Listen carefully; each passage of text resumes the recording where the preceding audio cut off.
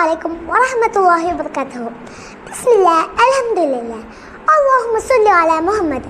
പ്രിയ കൂട്ടുകാരെ, നമുക്ക് എല്ലാവർക്കും എളുപ്പത്തിൽ എന്നും ചെയ്യാൻ കഴിയുന്ന ഒരു നല്ല അമൽ ഞാൻ നിങ്ങൾക്ക് പറഞ്ഞു തരട്ടെ.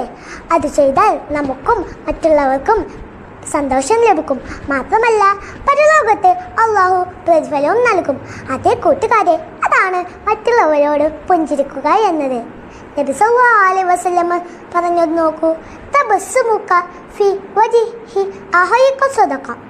നിന്റെ സഹോദരന്റെ മുഖത്ത് നോക്കി പുഞ്ചിരിക്കുന്നത് പോലും സദഖയാണ്.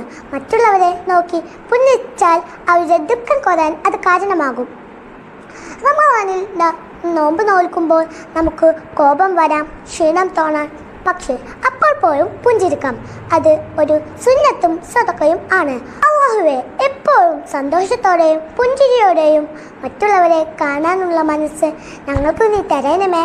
ആമീൻ. വആഖിറു ദഅ്വാനാ അൽഹംദുലില്ലാഹി റബ്ബിൽ ആലമീൻ. അസ്സലാമു അലൈക്കും വറഹ്മത്തുള്ളാഹി വബറകാതുഹു.